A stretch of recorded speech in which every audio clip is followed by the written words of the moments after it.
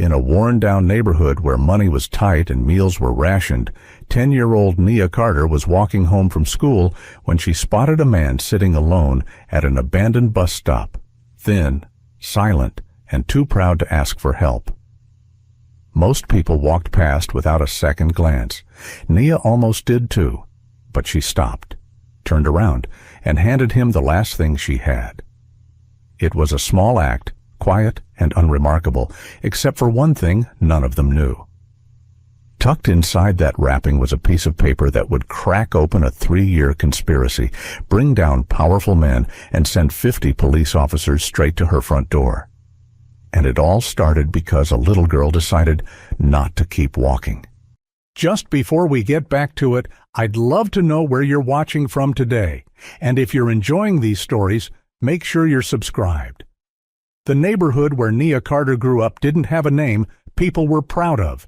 It had a reputation instead, one built from years of neglect, crumbling sidewalks, and corner stores that charged too much for too little. The houses sat close together like they were holding each other up, their paint peeling in long strips, their front yards patchy with dry grass and cracked flower pots that no one got around to replacing. It wasn't an ugly place exactly, but it was a tired one. Nia was 10 years old, and she had lived on Mercer Street her entire life. She knew every crack in the sidewalk between her grandmother's front door and the end of the block. She knew which neighbor's dog barked in the mornings and which one kept a radio going all night. She knew the smell of the bakery 2 streets over that opened at 5 in the morning and how the wind sometimes carried it all the way to her bedroom window if everything was quiet enough. She also knew what it felt like to go to bed a little hungry. That was the part she never talked about at school. There were things you kept to yourself when you were 10, not because you'd been told to, but because you understood, without anyone explaining it, that some truths made people uncomfortable. And Nia had learned early how to carry hers quietly. Her grandmother, Ruth Carter, was a small woman with large hands and an even larger sense of dignity. She was the kind of woman who pressed her clothes before church even when it was too hot, who always answered the phone with a proper hello, who believed that how you carried yourself said more about your character than any circumstances you found yourself in. She had raised Nia since Nia was 3, after her mother left and her father followed, and she had done it with nothing more than a fixed income, a fierce love, and a refusal to let the world define them. On the morning that would change everything, Ruth woke up at 6 and stood in the kitchen for a long time before opening the refrigerator. It wasn't a dramatic pause, just the quiet, practiced calculation of someone who had learned to make small things stretch. 2 eggs, a half-empty bottle of milk, some butter, a little gone at the edges, and one last heel of bread sitting in the bag beside a slice that had gone slightly stiff overnight. She made the bread work. By the time Nia shuffled into the kitchen, still blinking the sleep from her eyes, Ruth had a sandwich wrapped in brown paper sitting on the table, a glass of water beside it, and a look on her face that mixed love with the kind of practical seriousness that came from knowing what day it was, and what was in the refrigerator. "Sit down, baby," Ruth said, already moving back to the stove. Nia sat. She was still in her socks, one of them slightly twisted at the toe. She looked at the sandwich on the table and didn't say anything. "That's the last of the bread," Ruth told her, not turning around. "So, you make it last, you hear me? Don't share it with anyone at lunch just because they ask. You eat the whole thing." "Yes, ma'am." "I mean it, Nia. That has to hold you till dinner." "I know." "To Grandma?" Ruth turned then and looked at her granddaughter sitting at that kitchen table. Small for her age, serious-faced, with those large, dark eyes that always seemed to be taking in more than they let on. Something moved through Ruth's expression that wasn't quite sadness and wasn't quite worry, but lived somewhere close to both. She crossed the kitchen and pressed her hand to the side of Nia's face for just a moment. "You're a good girl," she said simply. Then she turned back to the stove. Nia picked up the sandwich, held it in her lap for a second, then tucked it carefully into the front pocket of her backpack. She didn't eat it for breakfast. She was saving it. School was its own kind of world, and Nia had long since learned how to move through it without taking up too much space.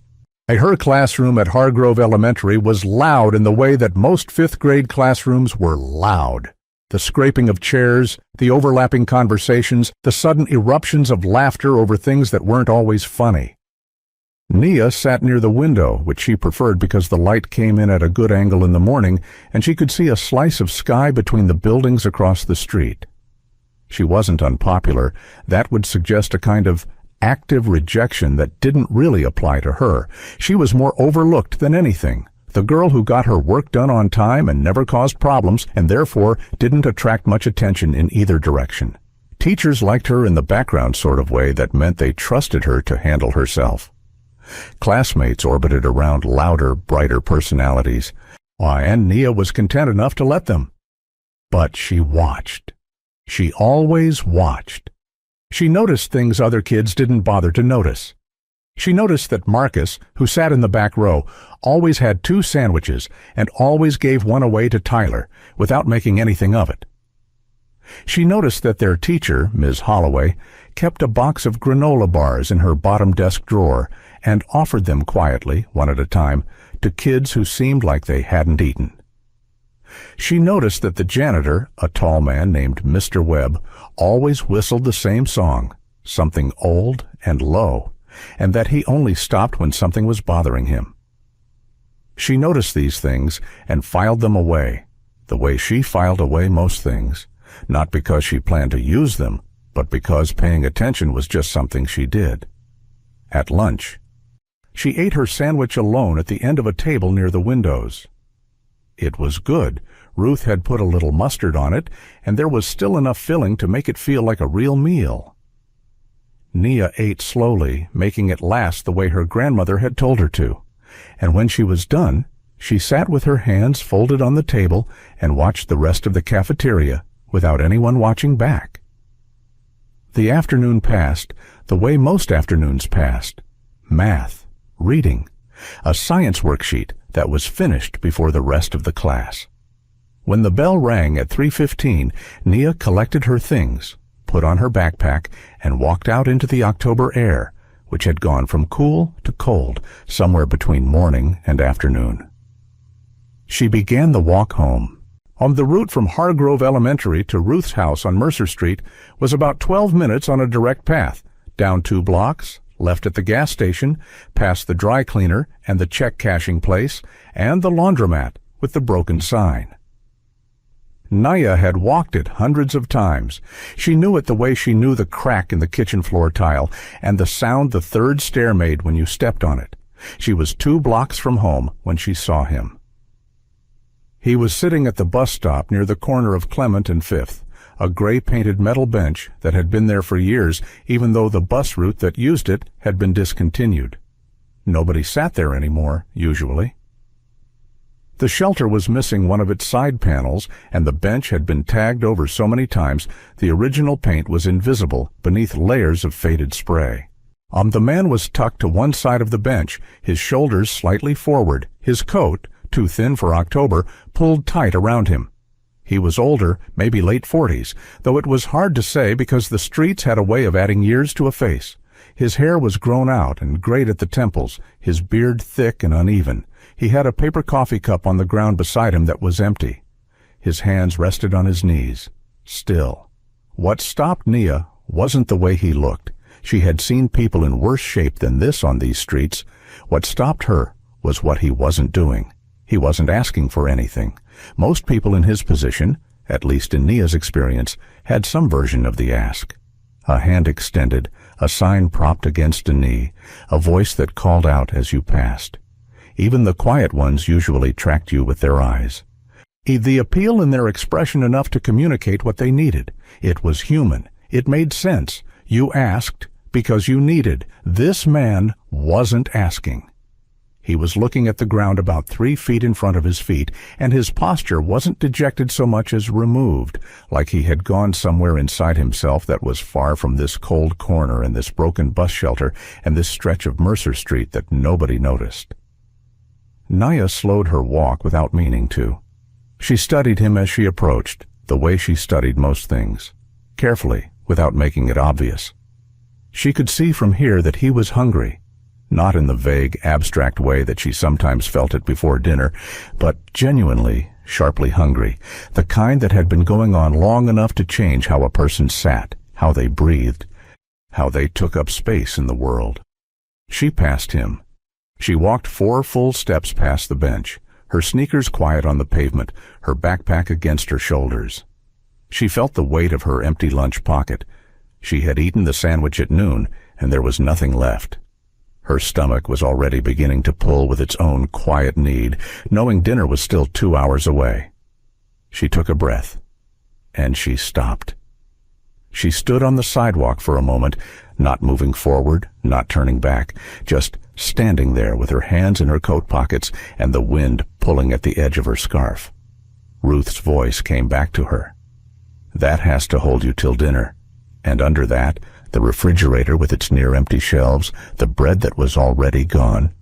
The calculation her grandmother ran every morning before the sun came all the way up. Nia knew what it was to be hungry. She turned around. She walked back to the bench slowly, stopping a few feet away. The man didn't look up right away. When he did, there was something in his eyes that wasn't quite hope. Hope was too energetic for what she saw. It was more like recognition. The look of someone who had been sitting long enough to stop expecting anything from the world and was now recalibrating. "Hi," Nia said. He nodded just slightly. She reached into her backpack and unzipped the front pocket. She had a small pack of crackers in there, the ones Ruth put in sometimes as extra, the peanut butter kind that came 6 to a pack. She had been saving them for the walk, a habit more than a plan. She pulled them out. She looked at them for a second. Then she reached further back in the main compartment and found the small folded napkin her grandmother had wrapped around the crackers, and underneath it, tucked behind her reading book and the folder with her homework, a piece of paper she had grabbed this morning from the stack near the door. Ruth kept flyers and papers in a pile near the front, bills, community notices, old correspondence, and Nia had grabbed one to use as scratch paper during math. She had never used it. It was still folded in half, blank on one side.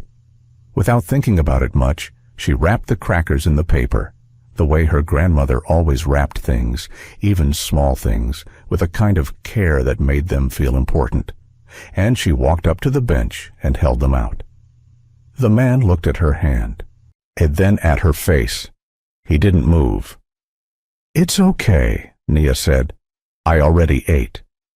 That was mostly true. She had eaten the sandwich. The crackers were extra. He reached out slowly, and she noticed, in the particular way she noticed things, that his hands were not steady.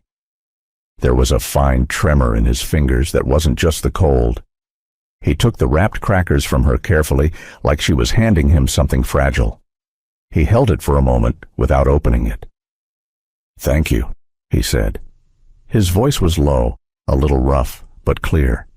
The voice of a man who hadn't lost the ability to speak so much as the habit of it.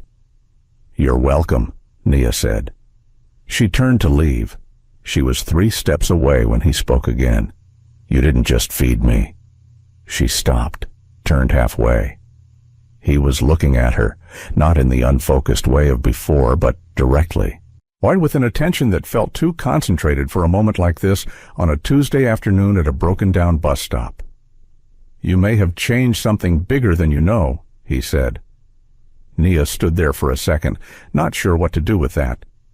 It wasn't the kind of thing a kid had a good response to. She gave him a small nod, the polite, uncertain nod of someone who didn't fully understand what they were agreeing to, and then turned and walked the rest of the way home. She didn't look back, but if she had, she would have seen the man slowly unfold the paper wrapping around the crackers, would have seen his hands go still as he looked at what was printed on the other side of the page, the side she hadn't thought about, the side she'd been using as the outside of her wrapping. She would have seen his expression change. The removal, the distance, the exhausted detachment, all of it cracked open at once. He sat very still for a long time, staring at that piece of paper in his hands. And then, for the first time in years, he stood up. Nia woke up the next morning with the feeling that something was different, the way you sometimes wake up knowing a storm is coming, even before you look outside. The light through her curtains was the same pale October gray it always was at 7 in the morning. The radiator clicked and hissed in its usual pattern. From downstairs came the faint smell of coffee. Everything was the same, and yet it wasn't. She got dressed slowly, listening to the sounds of the house the way she always did. Ruth was already up. She could hear her moving in the kitchen, the soft knock of a pot being set on the stove. The radio wasn't on. That was the first small thing. Ruth always had the radio on in the mornings. Nia pulled on her shoes and sat on the edge of her bed for a moment, staring at the floor. The man from yesterday moved through her mind briefly. His shaking hands, that concentrated look, the strange thing he'd said. You may have changed something bigger than you know. She had turned it over a few times last night before sleep, the way you worry at a loose tooth, not sure what to make of it. In the daylight, it felt like the kind of thing people said sometimes that didn't mean much. A little dramatic, a little strange. She pushed it aside and went downstairs. Ruth was at the stove, but she wasn't really cooking. She was standing with her hand on the handle of the small saucepan and her head tilted slightly, the way she tilted it when she was listening to something. "Grandma?" "Come eat," Ruth said without turning. But there was a tightness in her voice that Nia noticed immediately. Nia sat at the table and ate her toast and watched her grandmother's back. Ruth kept glancing toward the front of the house. Not dramatically, just briefly, quickly, like she was checking on something she didn't want to look at directly. "Is something outside?" Nia asked. "Eat your breakfast." "But—" "Nia." Ruth's voice was quiet, and the quietness of it was more final than volume would have been. Nia ate her toast. She had just taken her last bite when she heard it, or rather started to distinguish it from the background noise of the morning. A rumble of engines, low and steady. Not one car, multiple. The creak and hiss of vehicles stopping in close succession, and under all of it, the crackle of radio static, the kind that came from police radios, a sound every kid who grew up on Mercer Street knew without being taught. Nia pushed back from the table. "Stay here," Ruth said sharply. But she was already moving toward the front door. Ruth caught her arm. "Nia, I said stay here." "What's happening?" Nia's voice was steady, but her heart had picked up speed. Ruth's jaw was tight. Her eyes moved from the front door to her granddaughter's face, and back again, the calculation behind them happening fast. Then she took a short breath and said, "Come with me. Stay behind me." They moved together through the narrow front hallway. Ruth put her hand on the doorknob and paused, a single beat, then opened the door. The porch light was still on from the night before, pale yellow against the morning. The cold air hit them both at once. Nia stepped out from behind her grandmother and stopped. The street in front of their house had been transformed. There were police vehicles, marked cruisers, a few dark department SUVs, 2 vans she didn't recognize, lined up in both directions. They stretched from the intersection at one end of the block, nearly to the hydrant at the other. And between those vehicles and their front porch, spread across the narrow strip of sidewalk and the patchy front yard, were people, uniformed officers. Dozens of them, 50 at least, maybe more. Some standing in formation, some turned slightly, talking quietly to each other. They filled the space in a way that wasn't chaotic. It was ordered, deliberate, organized. Like they had arrived and arranged themselves with purpose. The neighbors had already started emerging. Mrs. Patterson from next door was at her window, her curtain pushed aside. The 2 men who lived in the duplex across the street were on their front steps, one with a coffee mug still in his hand. Down the block, Nia could see more faces, the slow accumulation of people drawn by the sight of too many police vehicles in one place on an otherwise unremarkable Wednesday morning. Ruth stepped forward on the porch, drawing herself up to her full height, which wasn't much but carried the kind of authority that had nothing to do with inches. Her hand was still on Nia's arm. "Can I help you?" Ruth said, and her voice didn't waver once. A murmur moved through the nearest officers. Heads turned. A few exchanged glances. Then the crowd parted slightly, and a man walked forward. He was tall, broad-shouldered, with the kind of posture that spoke of decades in uniform. His hair was silver at the sides, his face weathered and deliberate. He wore more rank on his collar than the others around him, and as he approached, he reached up and removed his hat. Nia had seen enough movies and enough of real life to know that police officers removing their hats was not an aggressive gesture. It was not the kind of thing that came before an arrest, but her heart was hammering anyway, because nothing about this scene was anything she had a framework for. He stopped at the bottom of the porch steps. He looked at Ruth. Then, slowly, his gaze moved to Nia. "Good morning," he said. "I'm Captain David Mercer. I apologize for the disruption to your morning." His voice was measured, formal, but not cold. "I want you to know, this is not a situation that should alarm you. No one here is in trouble." Ruth's hand tightened on Nia's arm. "Then what is this?" The captain held her gaze. "I'm here because of something that happened yesterday afternoon." He paused. "May I ask, is this your granddaughter?" "She lives here," Ruth said simply. Not a yes, not a no. A statement of territory. The captain nodded, accepting that.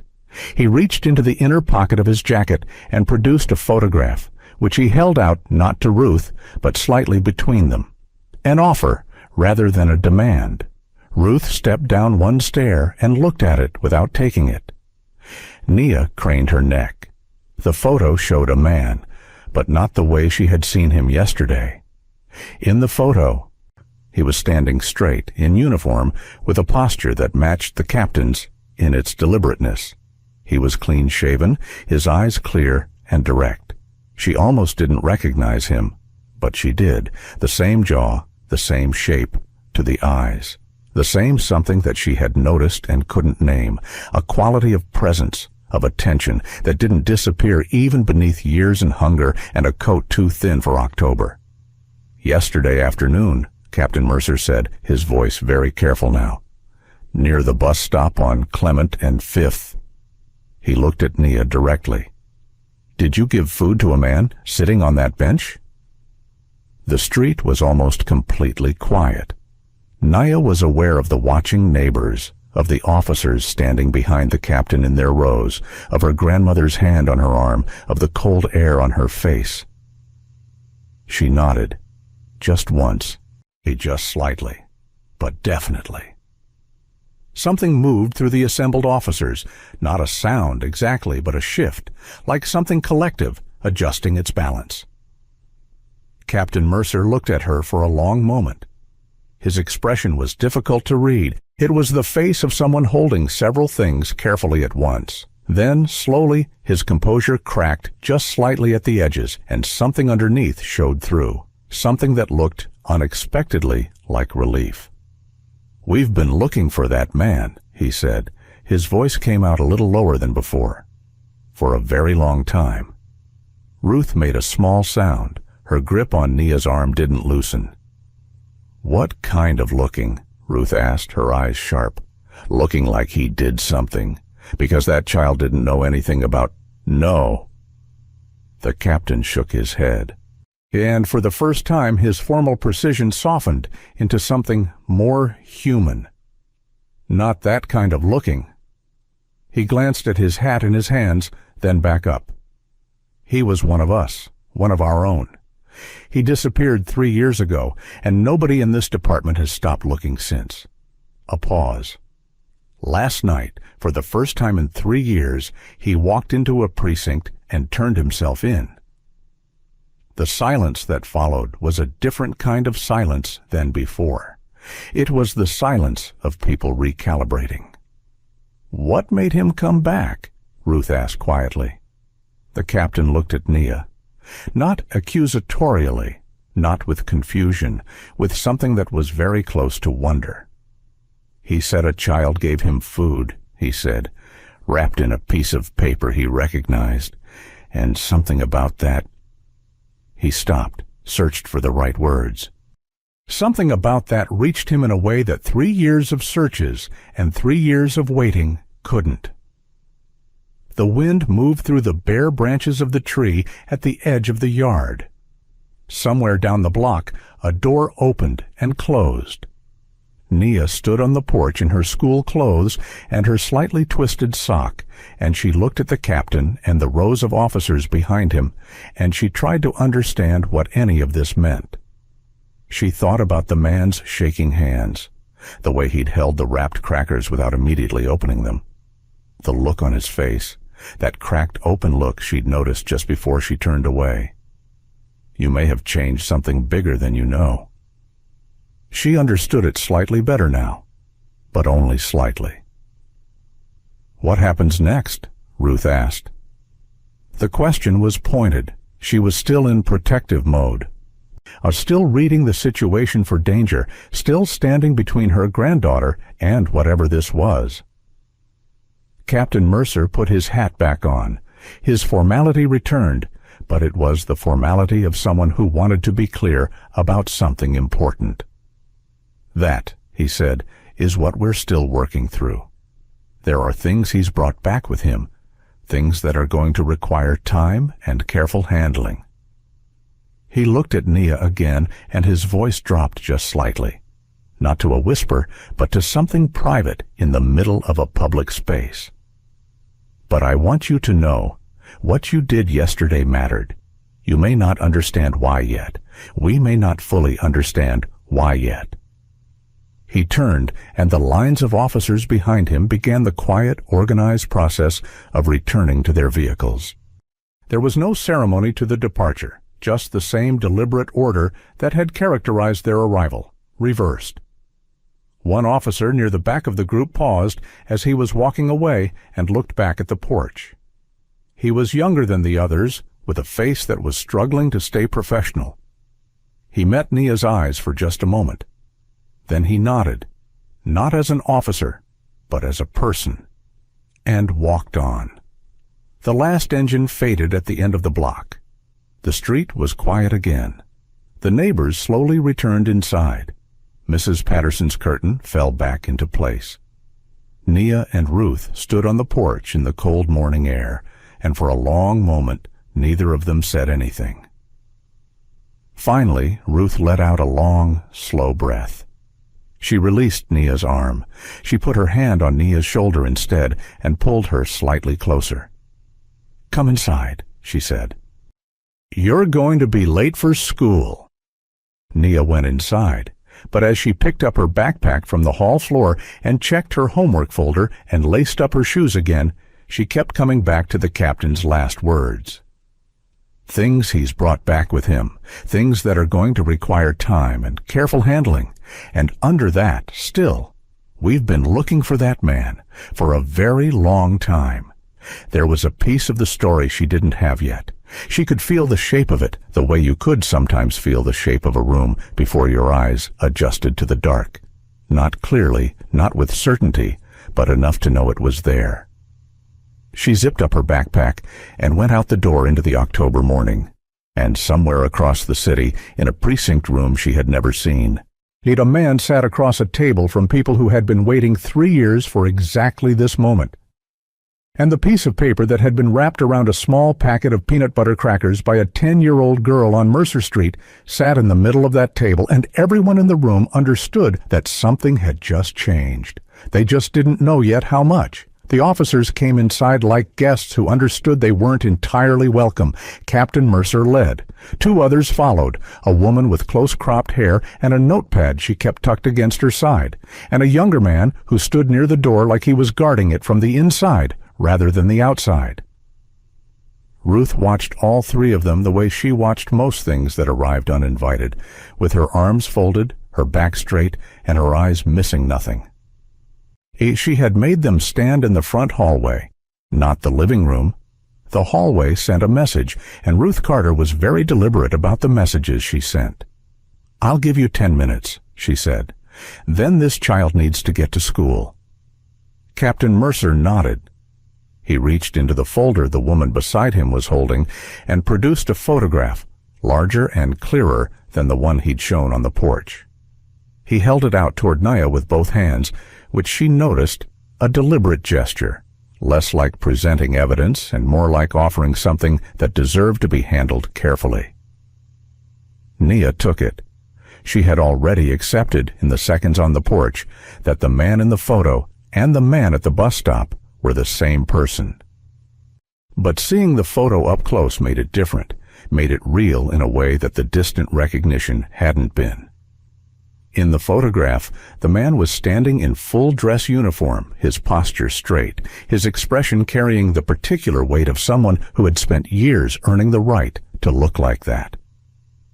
There were medals on his chest. His eyes were focused somewhere just past the camera. "His name is Elijah Grant," Captain Mercer said. "Detective, first grade. He served this department for 19 years. Nia kept looking at the photo. He was decorated 4 times, solved cases that had been sitting cold for a decade. He was the kind of officer— Mercer paused, and something moved behind his composure. He was the kind of officer that made the rest of us want to do better. "What happened to him?" Ruth asked. Her voice was still guarded, but the question had genuine weight behind it. The captain looked at his hat, which he was holding again by the brim. 3 years ago, Elijah was working a case, a serious one. He had gotten further into it than anyone expected, further than some people wanted him to go. He chose his next words carefully. "There was an incident. The specifics are still—" He paused. "Still being worked through. What we know is that after the incident, Elijah disappeared. No note, no contact. His apartment was cleared out, but not in a way that suggested foul play. He was there, and then he wasn't." "And nobody found him in 3 years?" Ruth said. She didn't bother keeping the skepticism out of her voice. "We looked," the woman with the notepad said. It was the first time she'd spoken. Her voice was quiet but direct. "Oh, every quarter, every lead. We never stopped looking." Ruth absorbed this. Her eyes moved to Nia, then back to the captain. "What does any of this have to do with my granddaughter?" Mercer turned to Nia. "Can you tell me, the food you gave him yesterday, how did you wrap it?" Nia thought back. "I had crackers in my bag. I wrapped them in a piece of paper. From my backpack." "Do you know where that paper came from?" She hesitated. "From the pile near our front door. My grandmother keeps papers there. I just grabbed one to wrap things in. I didn't really look at it." The captain and the woman exchanged a glance, not dramatic, just brief, confirming. "That paper," Mercer said slowly, "had a case reference number on it, a department file number from an investigation that was active 3 years ago." "Oh, Elijah's investigation. He let that settle. We don't know yet how it ended up in your home. It may have been a community notice that went out during the search. It may have been something else. But whatever it was, when Elijah saw that number, something came through." Nia looked at the photograph again. She thought about his hands, the way they had gone completely still around the wrapped crackers before he opened them. "He walked into the 3rd precinct at 11:47 last night," the woman said quietly. "First time anyone had seen him in 38 months. Ruth made a sound that wasn't quite a word. "He didn't say much when he came in," Mercer continued. "He was—" A pause. "He needed medical attention first, food, rest. But when he could talk, the first thing he said was that a child had given him something, and that something about it had reached him." The captain's voice had dropped in a way that was clearly not performed. "He said it made him feel like a person again." The hallway was quiet for a moment. The radiator knocked twice somewhere above them. Nia handed the photograph back carefully, the way it had been offered to her. "There's something else," Mercer said. He was watching Nia when he said it, and she got the sense he was measuring something. Not her, exactly, but her readiness. When Elijah came in, he didn't come empty-handed. He said he had things to tell us, things from the case he was working, things that— Another careful pause. "That are going to take time to properly understand." "What kind of things?" Ruth asked.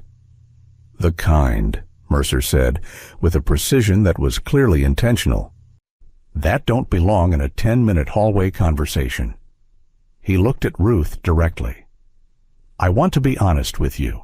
This is the beginning of something, not the end of it. Elijah Grant coming back is significant. What he's brought back with him may be more significant still." Ruth held his gaze for a long moment. Then she unfolded her arms. Just slightly. Just enough. "She's going to be late for school," she said. The captain put his hat back on. "Of course." He reached into his jacket and produced a card, which he held out to Ruth rather than Nia. "If anything comes up, or if you have questions." Ruth took it. She didn't look at it. The three officers filed out in the same quiet order they'd arrived. At the door, Mercer turned back once. "Tell her," he said to Ruth with a nod toward Nia, "that what she did wasn't small. Well, I know it might look that way from here, but it wasn't." He left. Ruth closed the door behind him and stood with her hand flat against it for a moment. Nia watched her grandmother's back, the tension in her shoulders, the deliberate evenness of her breathing. Grandma. "Get your bag," Ruth said. "You're already 5 minutes late." Nia got her bag. She was out the door before she let herself think about Elijah Grant, about the version of him in that photograph, standing straight with medals on his chest and 19 years behind his eyes, and the version she had found at a broken bus stop with shaking hands and a coat too thin for October. She thought about Mercer's parting words as she walked. What he's brought back with him may be more significant still. She didn't know what that meant yet. But she was beginning to understand that she was going to find out. 3 days passed before anything else happened.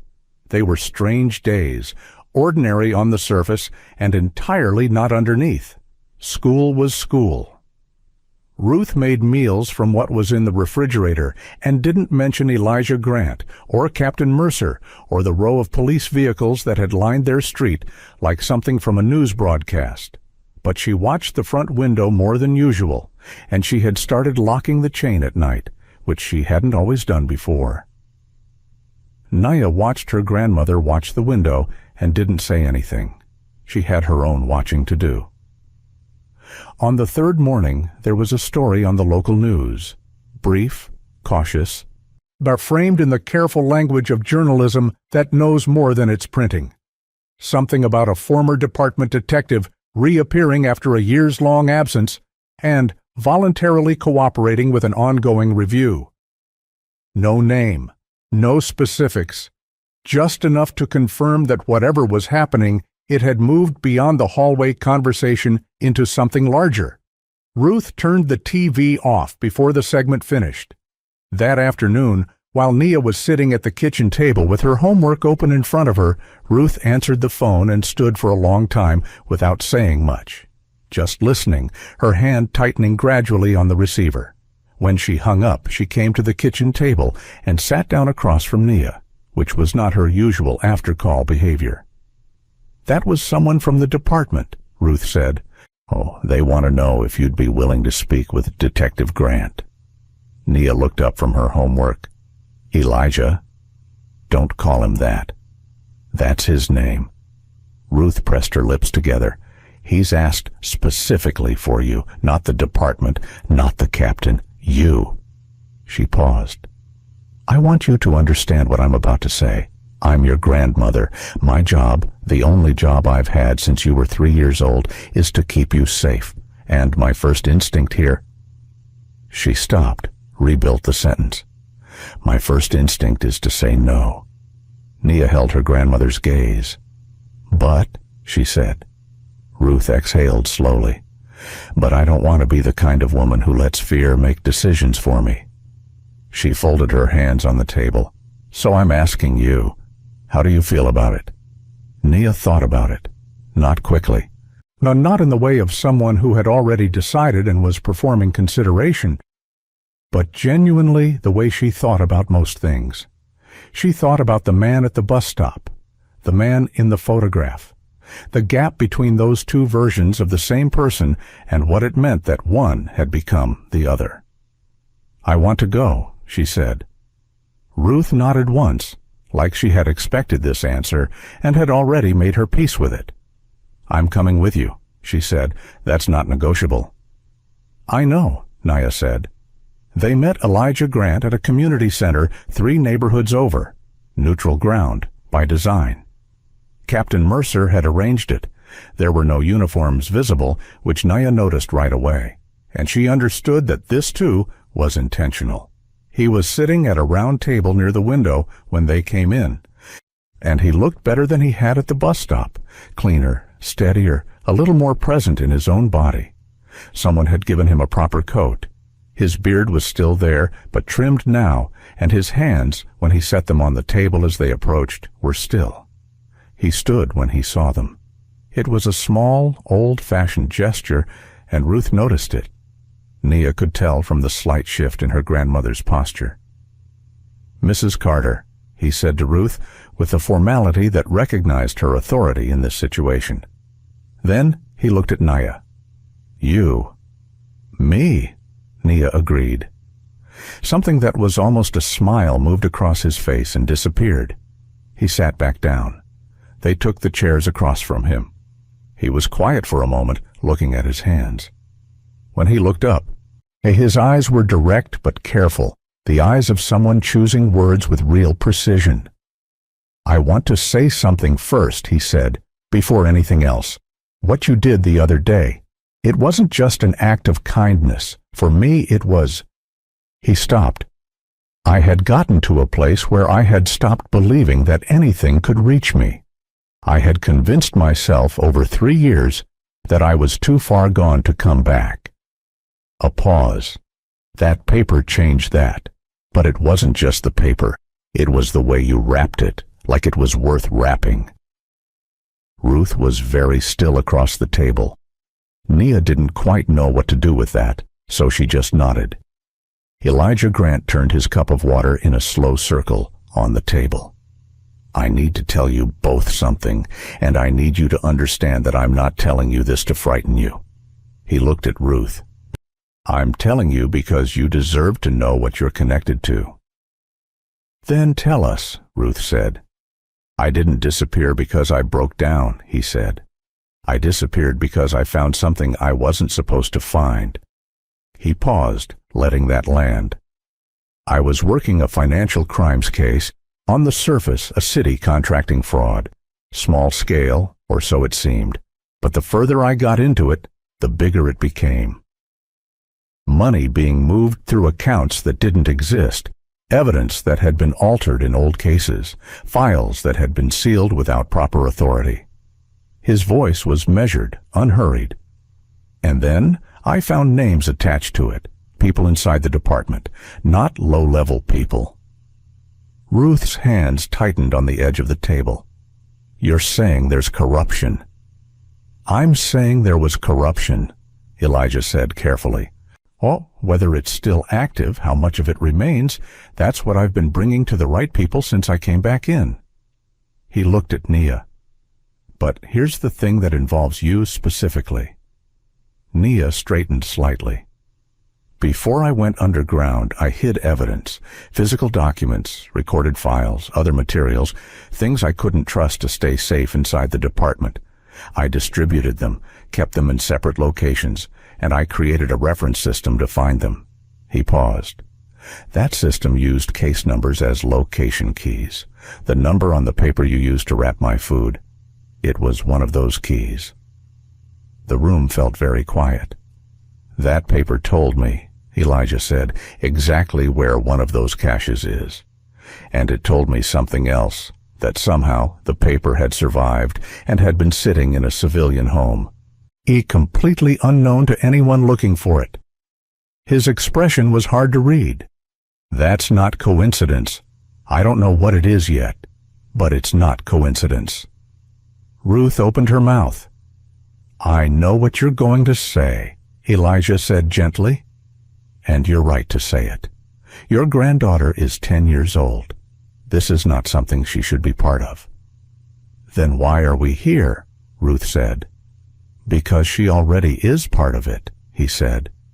Not by her choice and not by yours. But the people who don't want this evidence found, they know I've come back. They know something triggered it. It won't take them long to trace back. Ruth stood up. No, she said. The word was flat and final, and the most decisive sound Nia had ever heard her grandmother make. Whatever this is, whatever you found, whatever these people are, that is not her problem. She gave you a handful of crackers, that's all. Grandma! Don't! Ruth's voice was not raised, but it had a quality that stopped Nia completely. She looked at Elijah. She is 10 years old. Elijah didn't flinch. He held Ruth's gaze steadily and without defensiveness. I know, he said, and I'm not asking anything of her. I'm asking you to be careful, both of you. He reached into his jacket pocket and put a small card on the table. Not a department card, just a number written in plain ink. If anything feels wrong, if anyone approaches you, if anything changes around your house. He slid it to Ruth's side of the table. That number reaches me directly, not the department, me. Ruth looked at the card for a long moment. Then she picked it up and put it in her coat pocket. We're leaving, she said. Nia got up. When she was nearly at the door when Elijah spoke again. Nia. She turned. He looked at her with that concentrated attention she remembered from the bus stop, the look of someone seeing something clearly. What you did saved me, he said. I need you to understand that the way I understand it. A pause. But now, because of what I've just told you, there may be people who see you as a connection to something they want to stay buried. His voice was very steady. I'm working as fast as I can to make sure that doesn't become your problem, but I needed you to hear this from me, not from someone else, not later. Nia held his gaze. Okay, she said. It wasn't a big word. It didn't try to carry more than it could hold. But she said it the way her grandmother said things, with the understanding that acknowledging a truth and accepting it were different from being defeated by it. She followed Ruth out into the afternoon. They walked to the bus stop 2 blocks from the community center in silence. When the bus came and they got on and sat down, Ruth reached over without looking at her and took Nia's hand. That was all. They rode home that way. Ruth's hand around Nia's, the city moving past the windows, the small card with Elijah's number sitting in Ruth's coat pocket like a weight that had just arrived and would not be leaving any time soon. And as they turned onto the block that led to Mercer Street, their worn and tired and familiar street, Nia looked out the window and noticed something she might not have noticed 3 days ago. A dark car parked across from their house, engine off, no one visible through the tinted windows. It had been there before, maybe. She couldn't be sure. It was the kind of car that didn't stand out, the kind you weren't meant to notice. She watched it as the bus moved past, and as it slid out of view behind them, she became very certain, with the same bone-level certainty that had made her turn back at the bus stop 3 days ago, that whoever was in that car, they had been watching for her. The car came back the next morning. Nia saw it from her bedroom window before she came downstairs. The same dark sedan, same position across the street, engine off, windows catching the early light in a way that made it impossible to see inside. It had been there when she went to bed. It was there when she woke up. She stood at the window in her pajamas for almost a full minute, watching it the way it was watching her house, and then she got dressed and went downstairs without saying anything about it.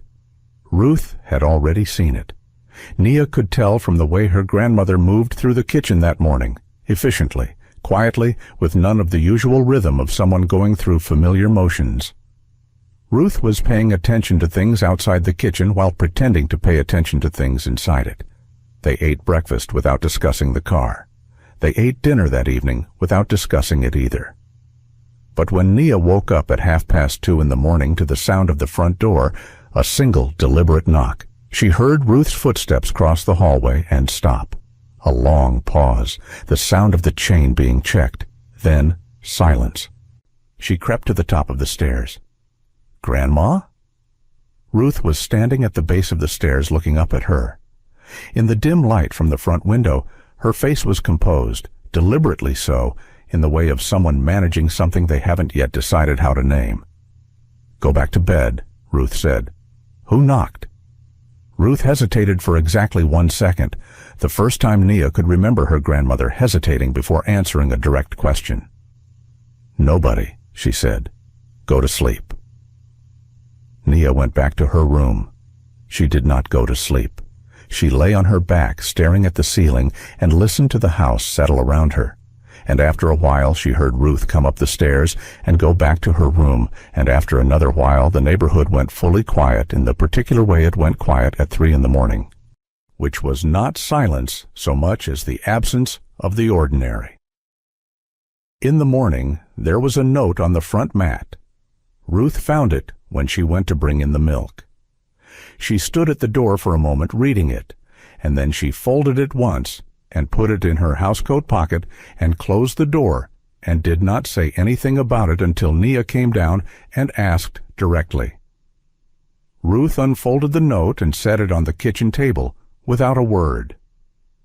It was a small piece of paper, torn at one edge, the message written in plain block letters with no decoration. "Stay out of things that don't concern you." Nia read it twice. She felt something move through her that was not quite fear.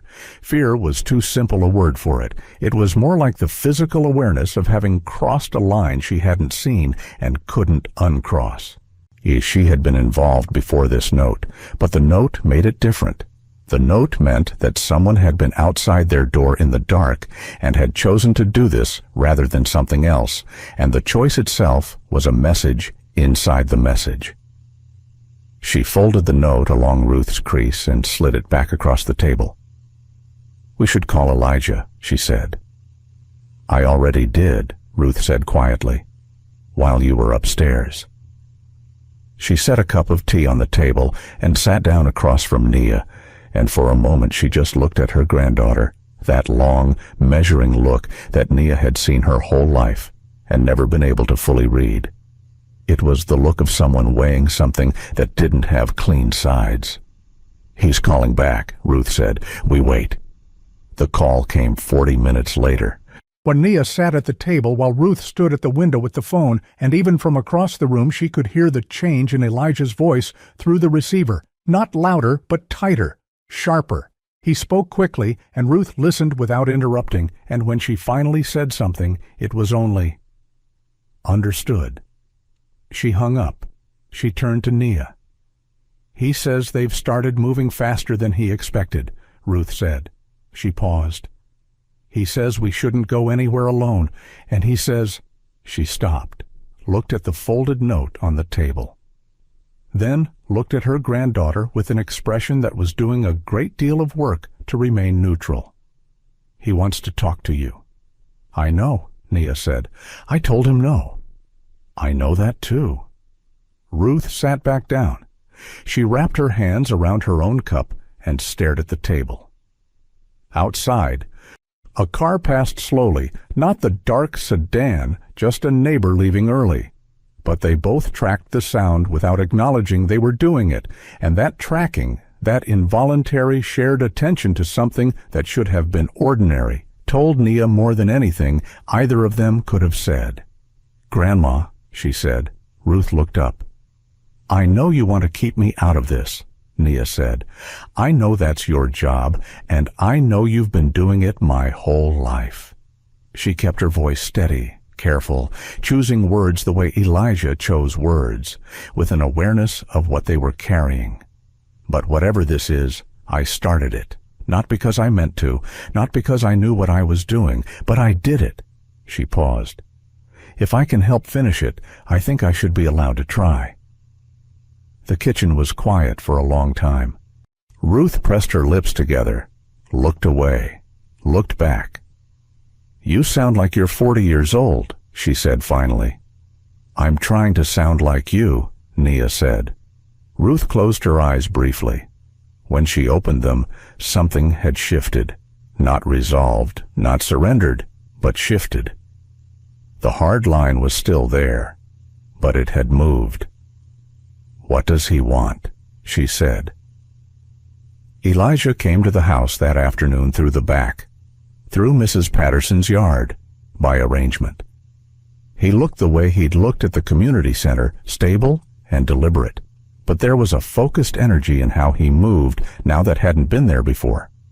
Things had changed in the days since they'd met, and the change was written on him. Ruth let him in through the kitchen door and sat him down and put coffee in front of him without being asked, which Nia understood was not warmth exactly, but was a kind of practical acknowledgement, a setting of terms. "You are here. This is how we do things in this house." Elijah looked at the folded note on the table. His jaw tightened for just a moment.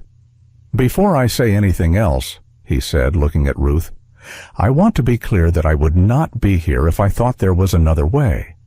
I've been trying to build a case that doesn't involve either of you at all. I'm still trying." "But," Ruth said, "but the evidence I need, the core of it, the piece that makes everything else hold, is in a location that I can't get to without being followed. I've tried twice in the last 4 days. Both times a vehicle came within a block of where I was going." He exhaled. "They're watching me. They have been since I came back in." He reached into his jacket and unfolded a piece of paper, a hand-drawn map, simple and rough, just shapes and numbers. He laid it on the table facing Nia. "There's an old building off Clement," he said. "Used to be a records annex. The city decommissioned it years ago. It's been sitting empty. Nobody goes there." He tapped a square on the map. "Inside, behind the second interior wall, on the north side, there are panels that come loose. Behind the third panel from the left, there's a metal box." He looked at Nia. "Documents, photographs, 2 recorded drives. Everything that was gathered before I went underground." A pause. "Everything that proves what happened and who made it happen." Ruth was already straightening in her chair. "She is not going alone to an abandoned building," she said. "Not alone," Elijah said quickly. "I'll be nearby. Not inside, not on the street, but close. If anything changes, I can be there in under a minute." He looked at Ruth with a directness that didn't flinch. "I know what I'm asking. I know what it costs you to hear it. But the reason I need her specifically is because she won't be followed. She's a child walking home from school. Nobody looking for me is watching a 10-year-old. "That's exactly what they said about her before they put that note on my door," Ruth said. Elijah went quiet. "They don't know what she means to the case yet," he said carefully. "They know she's connected to me. They don't know how. That window is small, and it's closing." The 3 of them sat with that for a moment. Then Nia said, "Tell me exactly what to do." Ruth's head turned sharply. "If I'm going," Nia said, looking at her grandmother, "I want to know everything, every step, every detail." She looked at Elijah. "And she comes with me to the street outside. She doesn't wait here alone." Elijah looked at Ruth. Ruth looked at Nia. And in that triangle of looks, something passed between all 3 of them. An agreement that wasn't comfortable or clean, but was honest, which was the only kind of agreement any of them would have accepted. "Every step," Elijah confirmed. "Starting now." They went the next morning. Ruth had barely slept. Nia had slept better than she expected. The deep, practical sleep of someone who has made a decision and found the question marks on the other side of it temporarily quiet. She was up before her alarm, dressed in ordinary clothes, jeans, her blue jacket, hot sneakers, the kind of thing a kid wore on any given weekday when she had nowhere particular to be. Because that was the point, she was just a kid, going nowhere particular. The dark sedan was not on their street when she looked out the window at 6:15. That was either good or it wasn't. She had learned in the past week that the absence of visible threat was not the same as the absence of threat. But she took a breath and went downstairs, and Ruth was already at the kitchen door with her coat on, her face set in the expression of someone who had made their peace with something they hadn't chosen. Elijah had been specific. Take the long route, not the direct one. Walk at ordinary speed. Don't look around more than a kid normally would. If anything feels wrong, anything at all, turn around and go home. He would be in a position to see her for most of the route. He would not be visible. Nia had memorized the map. She had looked at it so many times the night before that she could have drawn it herself from memory. Left at the dry cleaner, right at the church, past the lot with the chain-link fence, down the alley that ran alongside the old records building, around to the side entrance. The door would be unlocked. Elijah had arranged it through a contact he trusted. She would have 10 minutes, maybe 12. She stepped outside into the cold. The morning felt different from other mornings, the way all things felt different now that she had stopped being someone the world moved past without noticing. The air was colder than yesterday, the sky overcast. The street quiet in the mid-morning way it got after the early commuters had gone and before the rest of the day picked up. Ruth walked beside her to the end of Mercer Street. At the corner, she stopped. Nia stopped too. Ruth looked at her for a moment without saying anything. Then she reached out and adjusted the collar of Nia's jacket, a small, precise gesture that had nothing to do with the collar and everything to do with the fact that this was the last thing a mother figure could do before letting go. 10 minutes, Ruth said. 10 minutes, Nia agreed. She turned and walked. She did not look back. The streets were familiar, and they were not. She had walked all of these blocks before. This was her neighborhood, her morning air, her cracked pavement, but the familiarity felt thin now, like a coat that didn't quite fit over what was underneath. She tracked her own footsteps without appearing to. She counted cross streets. She kept her pace ordinary. She turned left at the dry cleaner. A man was walking ahead of her, a bag over his shoulder, moving fast. She tracked him until he turned off at the next intersection. A woman pushed a stroller in the other direction, talking on her phone, not looking at anything around her. A dog barked once from behind a chain-link fence and went quiet, right at the church. The building came into view from the end of the block. It was exactly as Elijah had described. A flat, square structure, city gray, with boarded windows on the upper floor, and a chain on the front door that had been there long enough to go orange with rust. It looked forgotten in a very complete way, the way buildings looked when people had stopped walking past them. There was no reason for anyone to look at it. She went around the side. The side entrance was a metal door, slightly ajar, its frame gone soft with age. She pushed it open just enough to slip through. Inside, the building was cold and dim, the only light coming from narrow gaps in the boards over the windows, pale, slanted bars across the floor. The smell was dust and old paper and something metallic underneath. The space was mostly empty, the floor concrete, the walls bare except for old mounting brackets where shelving had been removed. She found the north wall the way Elijah had told her. The longer wall, the one with the old ventilation grate at the top. The panels were prefabricated sections of drywall, several of them slightly warped along the bottom where moisture had gotten in over the years. She ran her hand along the third from the left until she felt the edge give. Just slightly, just enough. She pressed, and the panel swung inward on a concealed hinge. Behind it was a space about the size of a large cabinet, dark and dry. And on the floor of that space, a metal box, rectangular, the kind of thing that could be a toolbox or a document case, depending on who was using it. It had a simple latch, not a lock. She crouched and opened it. Inside was exactly what Elijah had described. A sheaf of documents in a rubber-banded stack. Reports, printouts, handwritten notes in neat small script. Photographs, a dozen or more, some showing documents and some showing people in places they clearly hadn't known they were being observed. And 2 small recording drives, the older kind, taped together with a strip of masking tape that had a date written on it in the same neat hand. Nia looked at it all for a moment.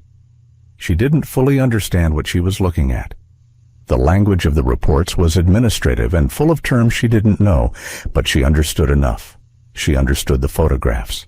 She understood the signatures at the bottom of documents that had been altered, the handwritten notes that cross-referenced names to transactions, the dates that formed a pattern even to someone who didn't know what pattern they were looking for. This was real. Whatever else was true, however large or complicated or dangerous this had become, this was real, and it had been real for a long time, and someone had kept it hidden here for 3 years, waiting for a moment when it could mean something. She picked up the box. It was heavier than she expected. She held it against her chest with both arms and turned toward the door. And stopped. Someone was standing in the doorway, not the side door she had come in through. The interior door, the one that connected this room to the rest of the building, which she had assumed was empty. An officer, uniformed, badge visible, one hand resting at his side with a deliberateness that was not casual. She recognized him. Not his name. She had never known his name, but his face. He had been one of the officers on her street that first morning. His standing 2 rows back, the kind of face you filed away without realizing you were doing it. He looked at the box in her arms, then at her face. "You should have stayed out of this," he said. His voice was cold in a way that the morning outside hadn't been. It was the cold of something that had been waiting to say exactly this. Nia didn't speak. Every part of her was paying attention to the room, to the door behind her, to the weight of the box against her chest, to the gap between where she stood and where he stood. 10 feet, maybe 12. "Put the box down," he said. She did not put the box down. He took a step forward, and then something happened very fast. The side door behind her burst open, not violently, not with the force of someone breaking in, but with the controlled speed of someone who had been close and had been listening and had heard exactly the right trigger. Elijah came through the door with the particular movement of someone who had once been very good at this kind of thing and had not entirely forgotten how. He put himself between Nia and the officer in a single motion that used the space efficiently and left very little room for interpretation. "Back up," he said. The officer's expression shifted from cold control to something more complicated. He had clearly not expected Elijah to be here. His eyes moved to the box in Nia's arms, then back to Elijah. The calculation behind his face was visible. "Grant," he said, "think about what you're doing." "I've thought about it for 3 years, Elijah said. "Get out." Something moved in the officer's expression, a flicker of the thing underneath the cold, something that looked almost like fear dressed in the wrong clothes. He stood there for a moment longer than made sense, and then he turned and walked back through the interior door. His footsteps crossed the building and faded. Nia stood completely still with the box held against her chest, her heart loud in her ears, the cold air of the building pressing around her. Elijah turned. He looked at her the way she had first looked at him, carefully, completely, as if cataloging whether she was intact. "You okay?" She nodded once. He looked at the box. "You found it." "It's all in here," she said. He exhaled, a single slow breath that carried 3 years of something with it. He reached out and took the box from her arms. and the relief in his hands when he held it was something Nia would not forget. It was the same kind of relief that had been in his hands when he first took those crackers from her at the bus stop. The relief of a person receiving something they had almost stopped believing was coming. "We need to move," he said. They went out the side door into the gray morning. Nia blinked in the light and fell into step beside him, and they moved quickly, but not at a run, down the alley and back toward the street where Ruth was waiting at the corner of Mercer with her hands in her coat pockets and her eyes on the end of the block. She saw them coming, and she let out a breath that her whole body had been holding. When they reached her, she put her hand on Nia's face the same way she had done at the kitchen table that first morning, palm against cheek, brief and certain. "Inside," she said. They went inside. Elijah set the box on the kitchen table and stood back from it, and the three of them looked at it sitting there under the kitchen light. This metal rectangle full of documents and photographs and drives that had been hidden in a cold room behind a false wall for 3 years, and the weight of what it represented settled into the room without ceremony. "He'll report back," Elijah said quietly. "The officer in there, he's not going to sit on this. They'll know I have it now." Ruth looked at the box, then at Elijah. "What do we do?" Elijah's jaw was set. When he spoke, his voice had the quality of someone who had arrived at a decision that had been forming for a long time. "We can't handle this quietly anymore," he said. We can't trust the department to process this internally, not while there are still people inside who want it buried." He looked at Ruth, then at Nia. "I know someone outside the system, a journalist. She's been trying to get at stories like this for years. She's careful, she's credible, and she doesn't answer to anyone who would want this to disappear." "That's a big step," Ruth said. "There isn't a small one left," Elijah said. The kitchen was quiet for a moment. The radiator knocked. Outside, somewhere down the block, the ordinary sounds of the neighborhood continued. A car engine, a door, someone calling to someone else across a yard. Nia looked at the box on the table. She thought about the note on the front mat. The dark car across the street. The officer in the doorway of the records building with his hand at his side and 3 years of someone else's secret in his eyes. She thought about the man at the bus stop, the shaking hands, the careful way he had received something small as though it were extraordinary. She looked at Elijah. "Then we take it to her," Nia said. Elijah looked at her for a moment. Then he nodded. And outside, barely audible through the kitchen window, the sound of a car engine idled slowly past the house and did not stop, and kept going. But they all heard it, and they all knew it wouldn't be the last time. The journalist's name was Carol Weston. Elijah had described her the night before as someone who had spent 15 years covering city politics and local government, and had developed the particular quality of stillness that came from years of sitting across from people who were trying to manage what she knew. She was careful, he said. She was not reckless, not theatrical, not interested in the story for its own sake. She was interested in it because it was true, and truth, in her experience, was something that had a right to exist in the open.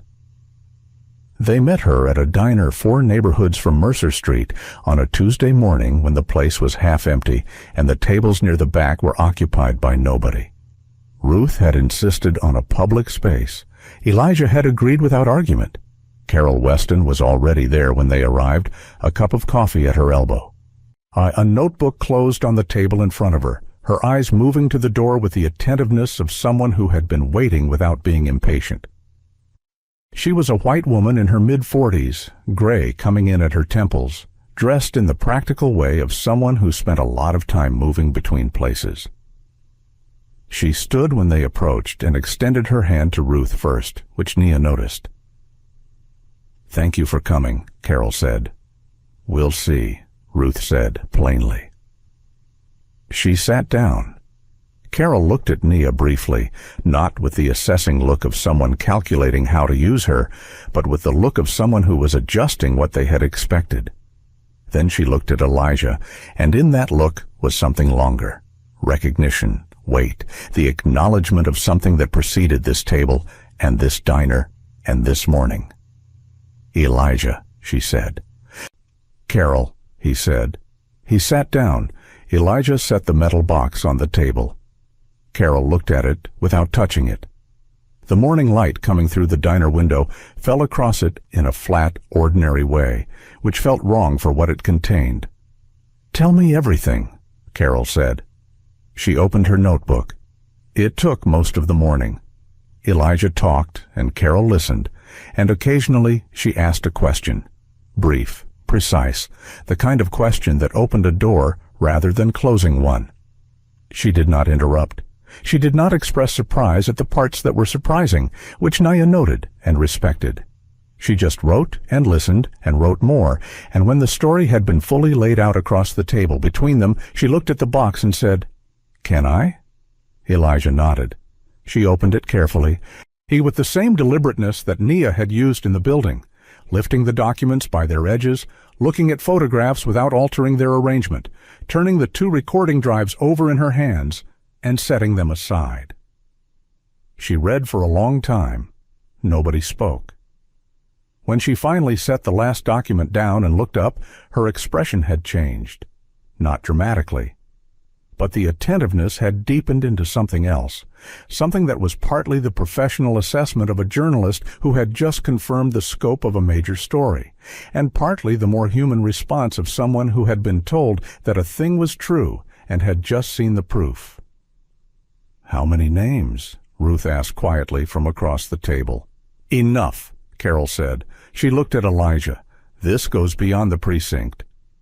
"I know," he said. "There are people in this who have," she stopped, recalibrated. "People who have been making decisions about this city for a long time. People who have been trusted." "I know," he said again. Carol closed her notebook. She looked at the box, then at the 3 of them in turn. "I want you to understand what happens when I publish this. It won't be quiet.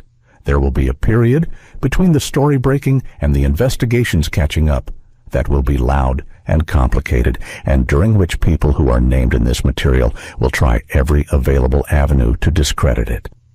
She looked at Elijah specifically. "And you." "Let them try," Elijah said. "I'm not saying that lightly. They will come at your history, your disappearance, your mental state.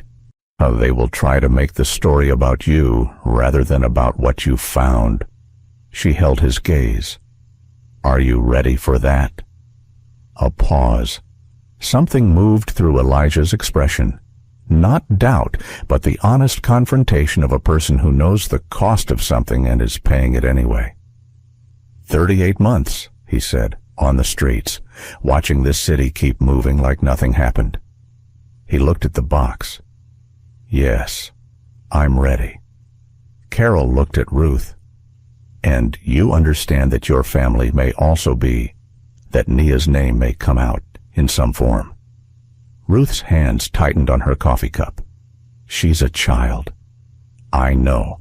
I will protect her identity in every way the law allows and several ways it doesn't require." Carol's voice was quiet and direct. But I can't promise the world will be equally careful once the story is out there." Ruth sat with that for a moment. The diner hummed around them, the clink of dishes, the low murmur of the other tables, the ordinary sounds of a morning that didn't know what was sitting in the back corner. "What I can tell you," Carol said more gently, "is that the alternative, leaving this in a box, letting those people continue operating as if none of this happened, that has a cost too, a different kind, one that falls on people who never get to sit at a table and decide whether to pay it." Ruth looked at Nia. Nia looked back at her grandmother. She didn't say anything. She didn't need to. 3 weeks ago, She had stood at a broken bus stop and turned back because she couldn't keep walking past someone who was hungry and ashamed and trying to take up as little space in the world as possible. She had been 10 years old. She had had one decision available to her, and she had made it without knowing what it would become. This was the same decision, larger. Ruth turned back to Carol. "Publish it," she said. Carol Weston published her story 4 days later. It ran first online in the early hours of a Thursday morning, and by the time the print edition hit the stands, it had already been shared tens of thousands of times and picked up by 3 major outlets and cited in a statement from the city council member who represented the district where the records annex was located. The headline was straightforward: "Former detective surfaces with evidence of years-long department corruption." Senior officials named. Nia read it on Ruth's phone at the kitchen table before school. Carol had been precise about Nia's role. She was described only as a child from the neighborhood whose act of kindness had, indirectly, set events in motion. No name, no address, no school, just a 10-year-old girl. It was both less than the full truth and more protective than Nia had been prepared to hope for, and she sat with the phone in her hands for a moment after reading it and felt something complicated. Not quite pride, because this hadn't been about pride, and not quite relief, because things were only beginning, but something adjacent to both. Something that felt like standing on solid ground after a long time on uncertain terrain. By the time she got to school that morning, Mrs. Holloway had the news open on her laptop at her desk. By lunchtime, Marcus from the back row was talking loudly to anyone who would listen about how his uncle knew someone in the 3rd Precinct and had heard something. By the end of the day, the story had reached the kind of density in public conversation where you couldn't turn on a screen or step into a conversation without it being present. And on Mercer Street, something was changing too. The dark sedan was gone. It had not returned since the morning after the records building, and its absence, which had felt suspicious when it began, a calm before something, now felt different. Final, maybe, or at least suspended. Mrs.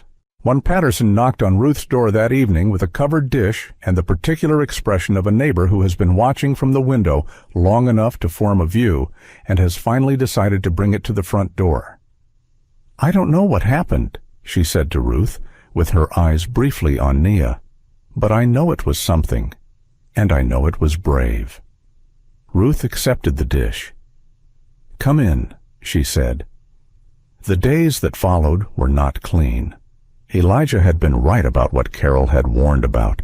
The story broke, and immediately the noise began.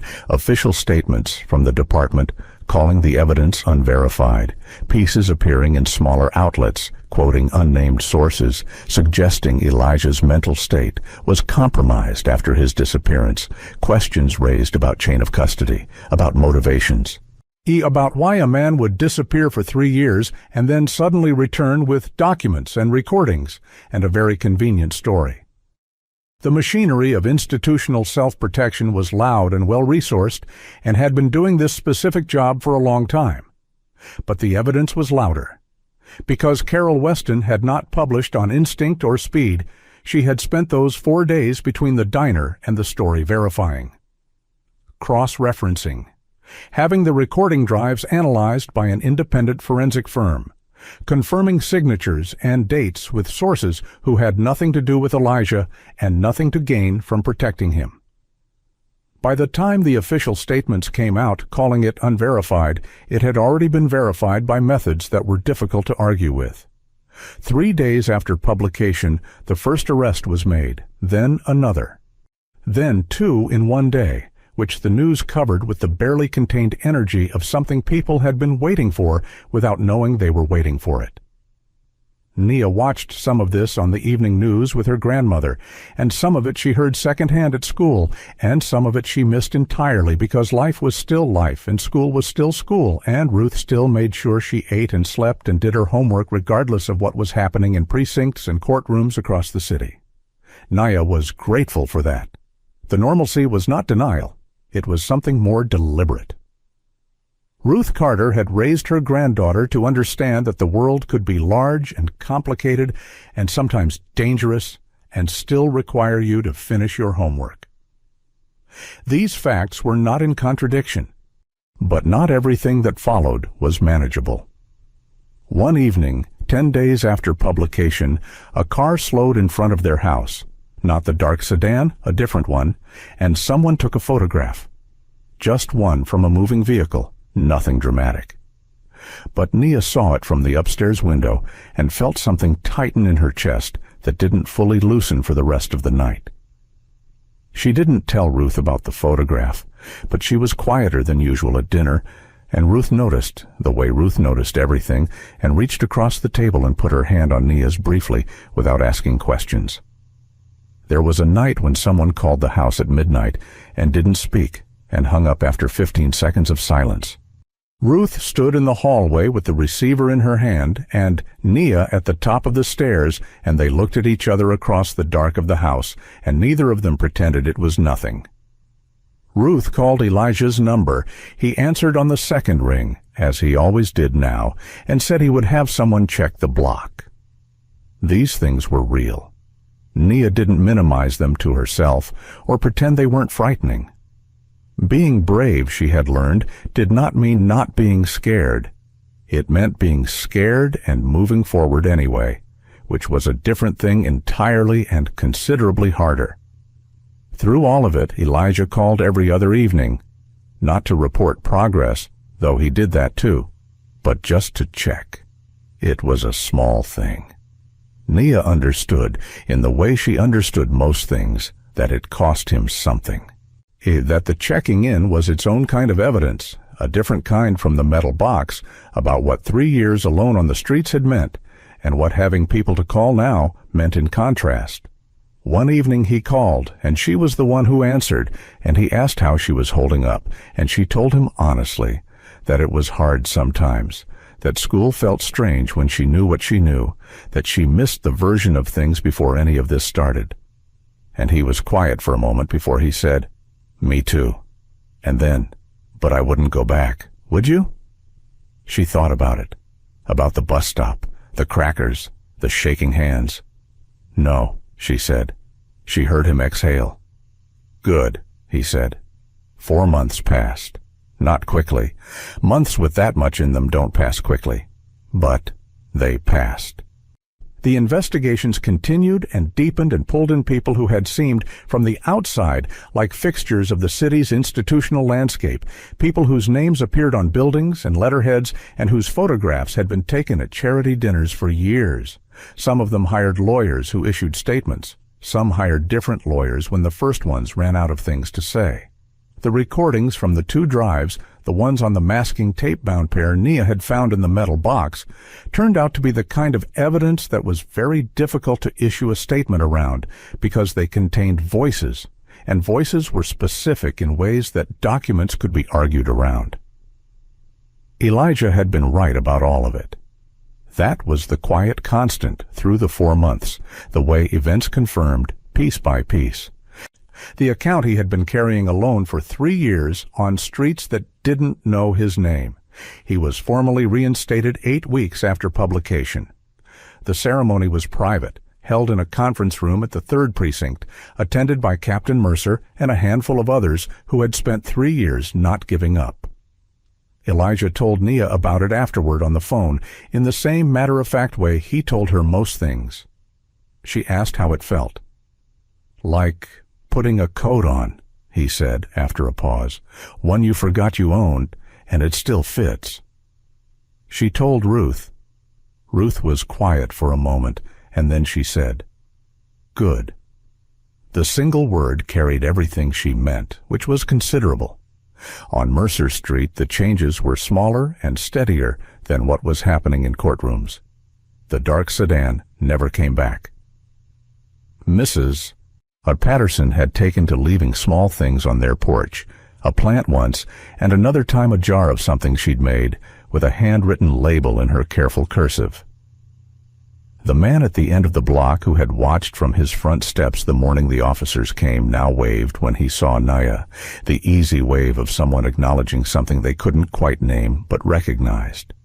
Naya went back to being a student at Hargrove Elementary mostly. She sat by the window.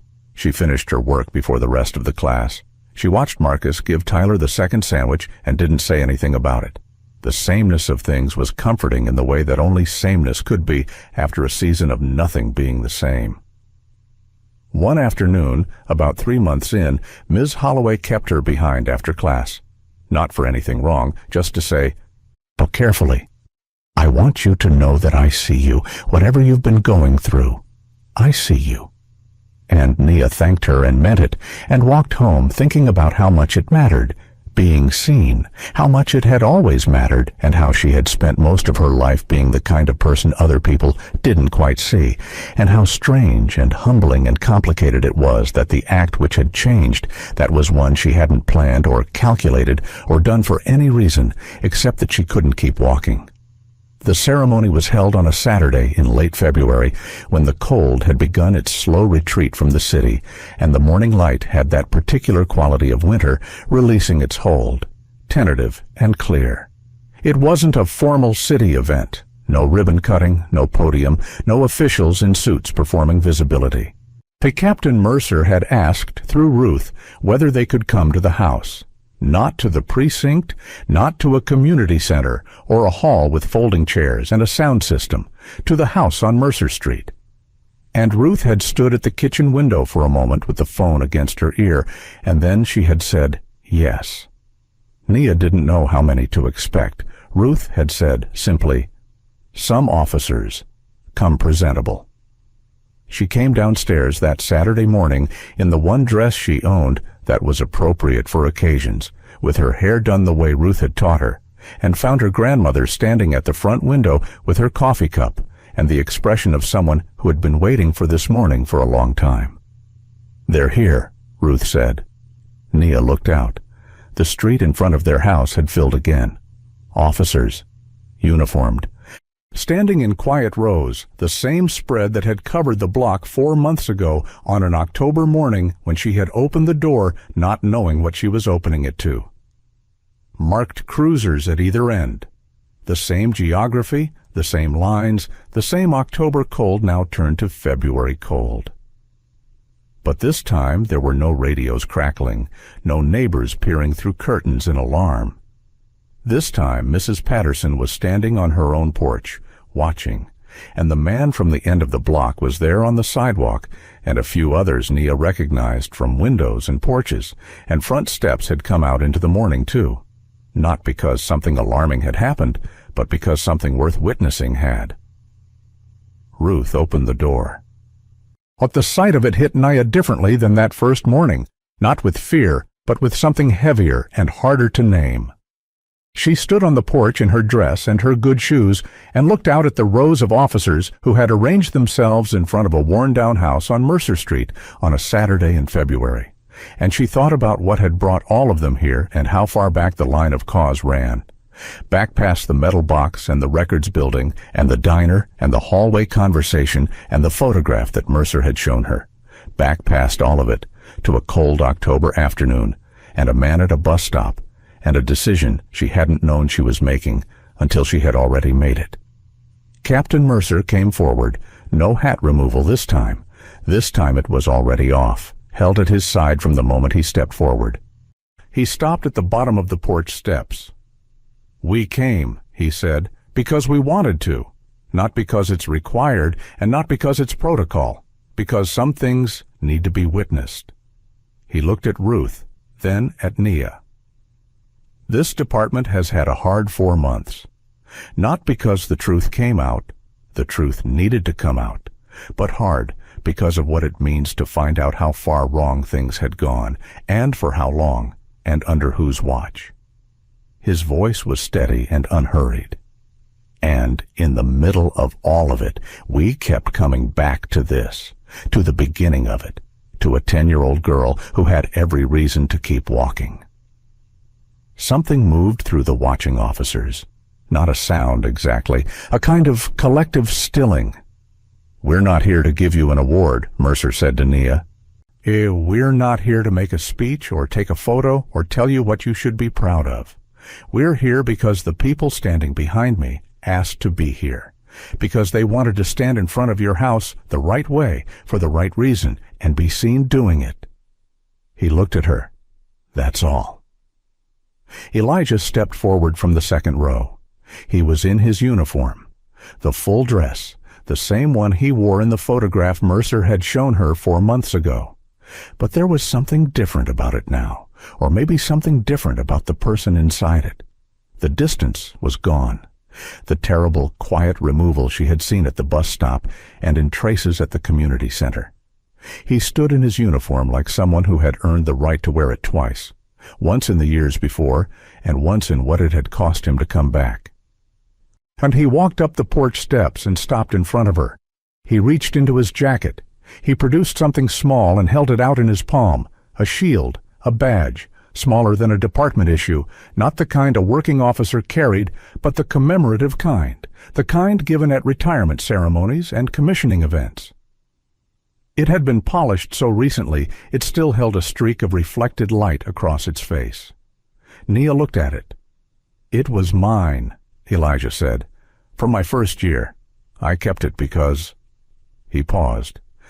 "Because I thought someday it might mean something to give it to someone who had earned it more than I had." He looked at her steadily with those direct eyes that had first focused on her across a cold sidewalk and had not really looked away since. "I've been wrong about a lot of things." "I'm not wrong about this." Nia took the badge. It was lighter than she expected. She turned it in her hands and looked at its worn face, the raised lettering, the small imperfections of something carried for years. "You didn't just give me a sandwich," Elijah said.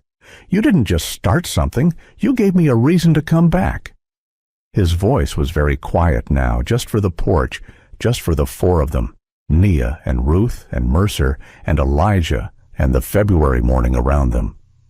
I had been sitting on that bench telling myself that nothing I did could matter anymore, that I was too far gone, that the truth I was carrying was too heavy for one person, and that the world had gotten along fine without it. A pause. "You walked back, that's all you did. You walked back."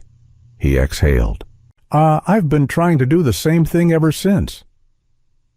Nia held the badge and stood very still and let the morning be what it was. Behind her, she heard Ruth make a sound that was not quite crying, and not quite not crying either. A sound that came from the place where pride and grief and love existed together, without any clean separation between them. The rows of officers on the street were quiet. The neighbors watching from the sidewalk were quiet. Even the city, for that one suspended moment, felt quiet. Nia closed her fingers around the badge. "Thank you," she said. It was not a small word when she said it. It had everything in it. The October afternoon, and the shaking hands, and the 3 years, and the metal box, and the 4 hard months, and the way her grandmother had stood at the door each morning, checking for cars that shouldn't be there. It had all of it. "Thank you," Elijah said back. The officers left the way they had come, quietly, without ceremony, filing back to their vehicles in the same steady order that had characterized everything about this morning. Mercer was the last to go.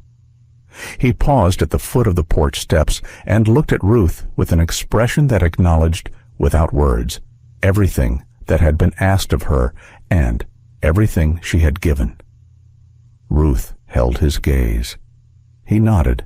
She nodded back. And then he was gone, and the street was ordinary again, and the neighbors drifted back to their mornings. And the February light continued its quiet work over Mercer Street in the particular way it always had. Late that afternoon, Nia went out alone. Ruth knew she was going. She stood at the window and watched her granddaughter zip up her coat and walk down the porch steps and turn left on the sidewalk, and she didn't call her back. Nia walked the familiar route, 2 blocks, left at the gas station, past the dry cleaner and the check-cashing place and the laundromat. The streets were quiet in the afternoon quiet way, the light going thin and gold at the edges of buildings. She passed the church. She passed the chain-link lot.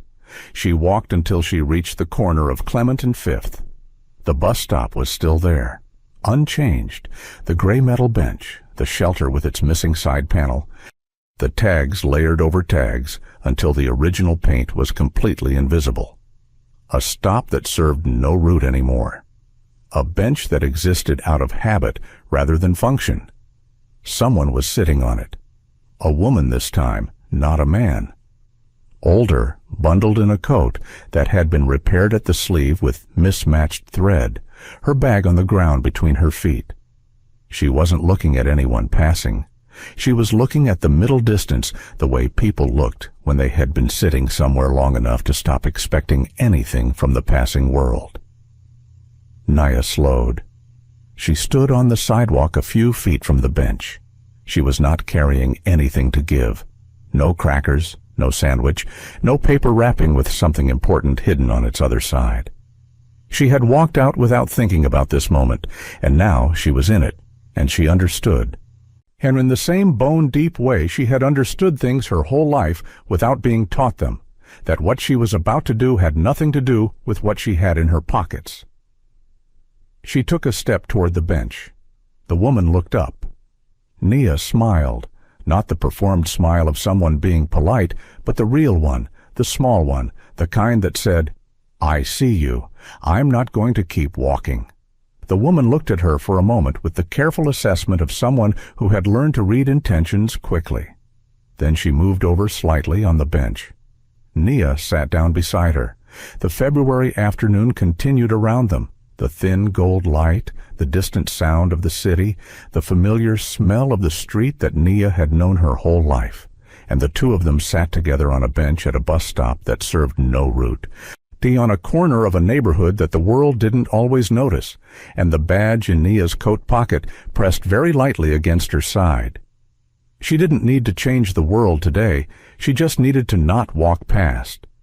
That, she had learned, was where everything started. How many times have we walked past someone who needed us and told ourselves it wasn't our place? If this story moved you, hit like and subscribe for more stories that remind us what ordinary people are truly capable of.